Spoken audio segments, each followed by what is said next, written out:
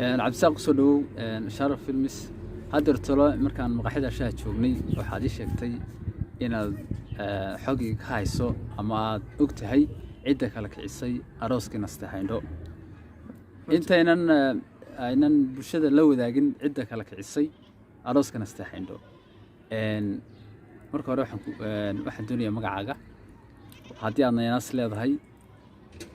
مقع وندوه أكو سودوه هاي مقع وعد رسال يوسف عبد الساق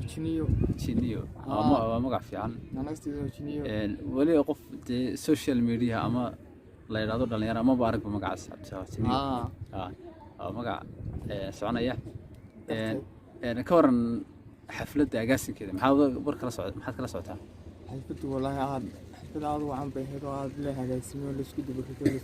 عاد له هجاتيو فنانين تقرن كده هجاس كانوا كسوة قيب كلام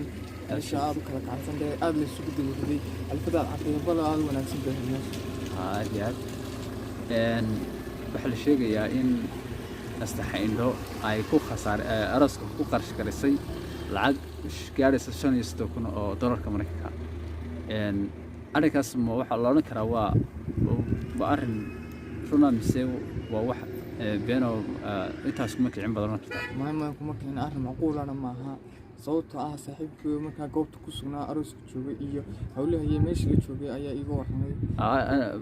وربحين كوبي نجس يدي ماشي تشوفي مركز معقول بماها ما نتشرت أنا كاس كثير ما waxaa sidoo kale la sheegayaa in Soomaalidii oo dhan ay ka soo qayb gashay nastaxino waxay fanaanad caan ah oo dadka dhan ay jecel yihiin waxa dadka qaar xitaa waxay sheegayeen meesha la isku feerfeeray oo dadyow ma garanaysaa ay yara qulub ay wadeen laakiin se cidda qulubka samaysay iyo way Cabdi Saaq waxaad la wadaagtaa annaga iyo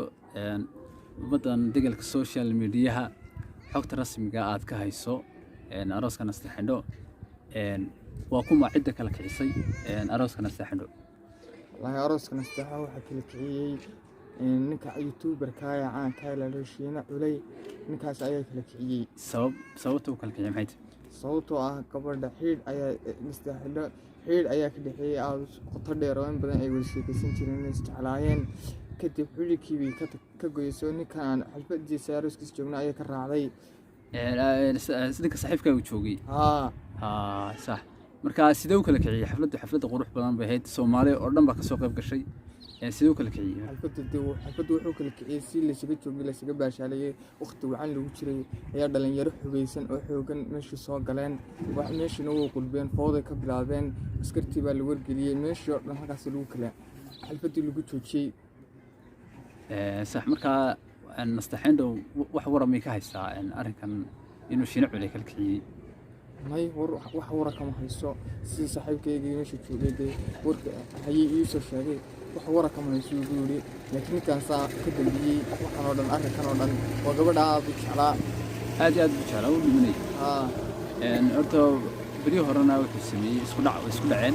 oo mala bariyo kala hadeen xiriirkooda uu dhamaaday bayaan filayaa